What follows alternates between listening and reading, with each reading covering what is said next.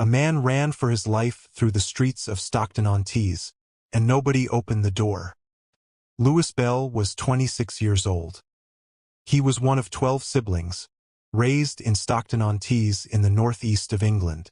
He had already lost his mother before that September. He had already lost a brother. He was a father. His son turned 8 years old on the 18th of September 2024. That date matters. It is the last full day Lewis Bell was alive. Welcome to Cold Case Britain. If you're a returning subscriber, it's good to have you back. If you're new here, please subscribe, hit the like button, and share this video. This channel covers the cases that demand to be told factual, unflinching, and in full. Turn on notifications so you never miss an upload. Lewis Bell was known in the area around Norton Road in Stockton. He was not a stranger to the people there, nor to the world those people operated in. He had been using a property on Norton Road, a property that had become a crack house. He was part of that world. And within that world, an accusation had attached itself to his name. That accusation would cost him his life. To understand what happened to Lewis Bell, it helps to understand the place. Stockton-on-Tees sits on the south bank of the River Tees in the northeast of England. It was built around heavy industry, shipbuilding, engineering, chemicals. For much of the 20th century, that industry was the spine of the town. Then, in the latter half of the century, it began to collapse. The shipyards closed. The engineering works scaled back or shut entirely. The chemicals industry contracted. What followed was a pattern repeated across post-industrial Britain. High unemployment, social deprivation, the particular kind of despair that takes hold when a place loses the thing that gave it purpose. None of that explains what happened to Lewis Bell. But it is the soil in which the world around Norton Road took root. The crack houses, the street violence, the casual availability of weapons, these things do not appear from nowhere. They grow in the gaps left behind. By 2024, a property on Norton Road in Stockton had become what is commonly known as a crack house. It was not a secret. Cleveland police knew of the property. The activity around it, the constant movement of people at all hours, the transactions, the disputes, left a trail. People came and went through the night. The currency was crack cocaine. The rules were simple and brutal. You paid. You used. You left. And if you caused problems for the operation, if you drew the wrong kind of attention, if you stole from other users, there were people there to deal with you. The Norton Road property and the grudge that grew around it is the direct setting for what happened to Lewis Bell. But to understand how he ended up running for his life, we need to go back further than that night. We need to go back to a prison in County Durham, and a man called Liam Matthews. Liam Matthews was 26 years old in September 2024. He was a father of one. By that point in his life, he had a well-established record of violence. The kind that tends to escalate rather than taper off. His most recent conviction came from an incident in Stockton in 2023. The victim was a man named Nathan Sloan. Matthews had been part of a group that attacked Sloan in the street. It was not a fight. Sloan was knocked to the ground. While he was already unconscious, Matthews kicked and stamped on him, then went through his pockets and stole £500. That is a sustained, deliberate assault on a helpless person, carried out for the purposes of robbery. Matthews was charged with violent disorder in December 2023. In June 2024, he was sentenced to 22 months in prison. He was sent to HMP Holme House, a Category C prison near Stockton. Under standard sentencing rules, Matthews would have served 11 months, half his term, before release. That would have taken him through to approximately December 2024. He did not wait until December. To understand why Liam Matthews walked free on the morning of the 18th of September 2024, you need to understand the crisis the prison system was in. By 2024, prisons in England and Wales were dangerously overcrowded. The prison population had been climbing for years. The physical infrastructure, the cells, the wings, the facilities had not kept pace. Officials were warning, in unusually direct language, that the system was close to breaking point. The specific fear was not overcrowding in the abstract. It was the practical consequence of what happens when a prison system runs out of space entirely. If there are no prison places available, courts cannot send people to custody. If courts cannot send people to custody, the police have no point in arresting them. The entire criminal justice chain depends on there being somewhere to put people at the end of it. In September 2024, the government introduced an emergency measure known as the SDS-40 policy. Under the existing rules, prisoners serving standard determinate sentences were released automatically at the halfway point. Under SDS-40, that release point was moved from 50% of the sentence to 40%. In practice, this meant eligible prisoners could be released up to several weeks earlier than before. The scheme came with exclusions. Prisoners serving sentences for serious sexual offenses were not eligible. Prisoners serving sentences for the most serious violent offenses were not eligible. But violent disorder, despite what those words might suggest, did not fall into the excluded categories under the relevant legislation. Matthews' conviction qualified him for early release under the scheme. He was released from HMP Holme House on the 18th of September 2024. The 8th day the emergency measures had been in operation. He was among the first prisoners to walk free under the new rules. The prison watchdog had warned in advance that it was inevitable some of those released early would reoffend. That word, inevitable, acknowledged the risk openly. Whether you accept that framing may depend on whether you were Louis Bell. Liam Matthews walked out of HMP Holme House at 10 o'clock in the morning. He had £96 in his pocket. The standard government release grant, a sum given to prisoners on discharge to cover their initial costs. He also had savings accumulated during his time inside. His first obligations that day were straightforward. He met with his probation officer, as required by his license conditions. He attended an appointment at a job center. These were the formal structures the system required him to engage with. On paper, he ticked the boxes. Then he went to a pub. Then he went to the crack house on Norton Road. He spent the £96 from his release grant there. He spent a further £130 of his savings there. In total, he spent every penny he had walked out of prison with on crack cocaine. In a single afternoon and evening. Louis Bell was not the only person at Norton Road that night. His death was not the act of one man acting alone. It was the product of a specific group in a specific place with a specific grievance. Sha Mloud was 23 years old. He had his own record of prior offending.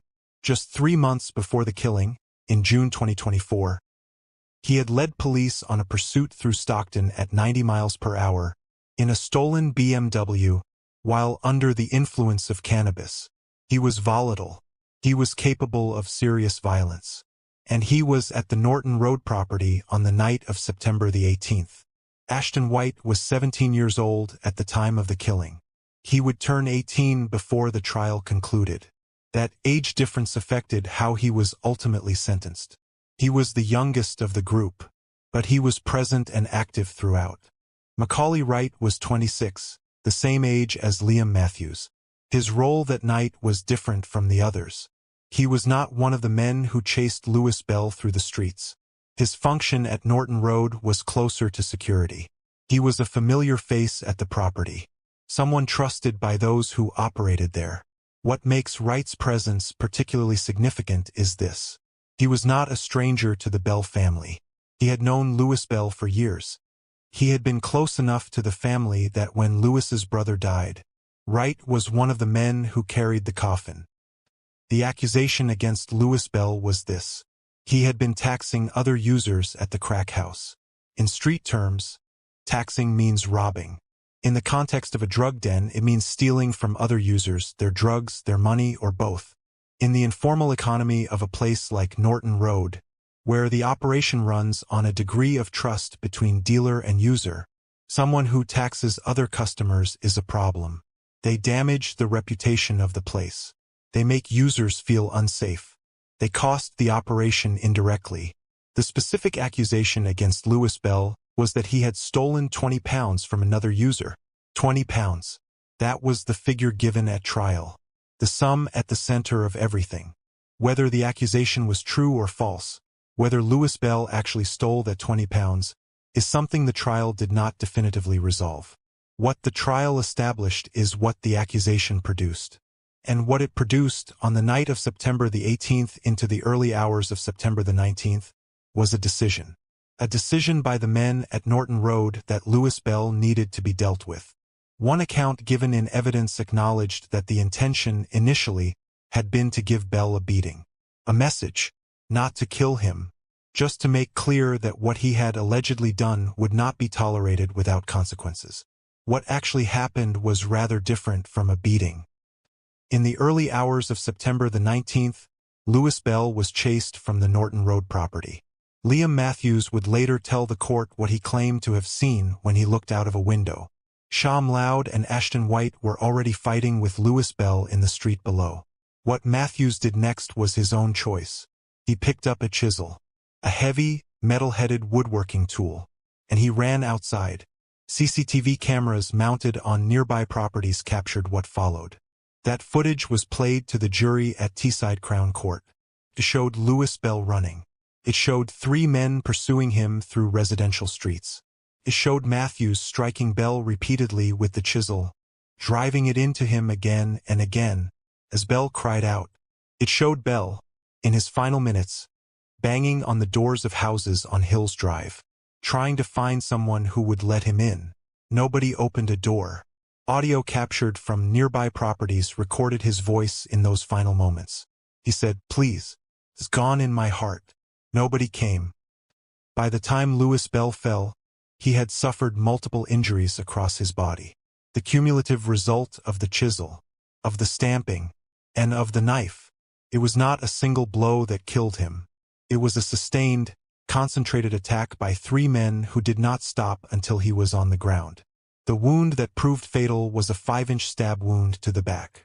It was delivered by Sha Mloud, with a knife, penetrated Louis Bell's lung. The blood loss was catastrophic. It was unsurvivable. Emergency services were called and attended. But by the time they reached Hills Drive, there was nothing to be done. Louis Bell was pronounced dead at the scene. The date was September the 19th, 2024. His son had turned 8 years old the day before. If you are still watching, drop a comment below saying, "I'm still watching." After Louis Bell stopped moving, the men who had killed him did not call for help.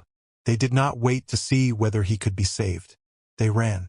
Sha Mloud went further than the others. He left Stockton entirely. He went to London, where he stayed hidden for as long as he could. The knife he had used to stab Louis Bell was never found. Mloud had disposed of it. Despite the full resources of Cleveland Police's investigation, it was never recovered. Matthews and White turned to Macaulay Wright. Wright arranged a taxi to get the 2 men away from the area. He disposed of their weapons. He threw away a top that was saturated with Louis Bell's blood.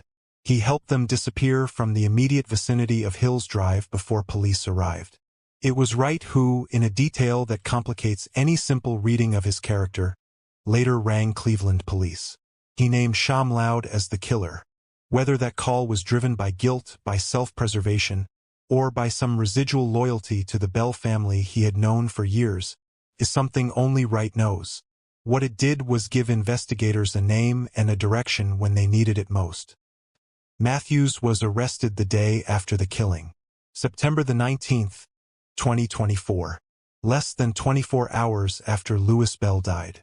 What investigators had by that point was already substantial. The CCTV network had captured the attack on Hills Drive and the movements of the men before and after. But equally important was the digital evidence. Phone data placed the offenders in the area and tracked their movements through the night. Contact between the men after the attack, calls and messages exchanged in the hours following Louis Bell's death, helped investigators map who had communicated with whom, when, and in what sequence. That kind of evidence is often what closes the gaps that physical evidence alone cannot fill. It is harder to explain away than a witness account, and it builds a picture of coordination and shared awareness, a picture that cuts through the defenses later offered at trial. The 4 men, Sha Mloud, Liam Matthews, Ashton White, and Macaulay Wright, stood trial at Teesside Crown Court in early 2025. The prosecution's case rested on multiple pillars. There was the CCTV footage from Hills Drive and the surrounding streets, which had captured the attack with brutal clarity. There was forensic evidence, including the blood-soaked clothing that Wright had attempted to dispose of. And there was the phone and digital evidence, call records and location data that placed the men at the scene, tracked their movements afterwards, and documented the contact between them in the hours following the killing. Taken together, it was the kind of evidential picture that is difficult to dismantle in cross-examination. Each element reinforces the others. Prosecutor Peter Makepeace KC told the jury that Louis Bell had been hunted through the streets of Stockton, that the men who pursued him had been armed, that Bell had run, had begged, had banged on strangers' doors looking for safety, and had found none. The defense for Matthews and White did not seriously dispute the facts of what had happened. It disputed the level of intent. It argued that neither man had gone out that night planning to kill Louis Bell, that their actions, while violent and devastating, did not meet the legal bar for murder. The jury accepted that argument for both of them. All three men who had taken part in the attack, Mloud, Matthews, and White, had initially denied murder. Each, at various points, attempted to place the primary blame on the others. Mloud blamed Matthews. Matthews pointed to Mloud. The prosecution argued this was the behavior of men who understood exactly what they had done and were trying to navigate away from the consequences of it. The public gallery of Teesside Crown Court was full throughout the trial. Louis Bell's family were there every day. His sisters, his father, the people who had known him all his life and now had to sit and listen to the details of how he died. During the trial, according to accounts given outside the court, some of the defendants smirked at the family from the dock. One blew kisses at them. When the verdicts came in, the family's reaction was described by those present as a mixture of relief and grief. The relief of having the truth formally acknowledged, and the grief that comes with understanding that no verdict changes what happened on Hills Drive. The jury returned its verdicts in April 2025. Sha Mloud, guilty of murder. Liam Matthews, guilty of manslaughter. Ashton White, guilty of manslaughter. Macaulay Wright, guilty of assisting an offender. There were audible cheers from the public gallery when Mloud's murder conviction was read out. Sha Mloud was sentenced to a minimum of 22 years in prison. Liam Matthews, convicted of manslaughter, received a custodial sentence. Ashton White, having turned 18 before sentencing, was dealt with as an adult by the court. Macaulay Wright, convicted of assisting an offender, was sentenced for his role in disposing of evidence and helping the others flee the scene. The sentences reflected the court's assessment of each man's individual culpability for a killing that began with an accusation over 20 pounds and ended with a 26-year-old man dying alone on a pavement while his son slept, unaware his father would not be coming home. Louis Bell was pronounced dead on Hills Drive, Stockton-on-Tees, in the early hours of the 19th of September 2024. He was 26 years old. If this case is one you think more people should know about, please subscribe, give this video a like, and share it with someone who follows true crime. Every share helps this channel reach further. Thank you for watching.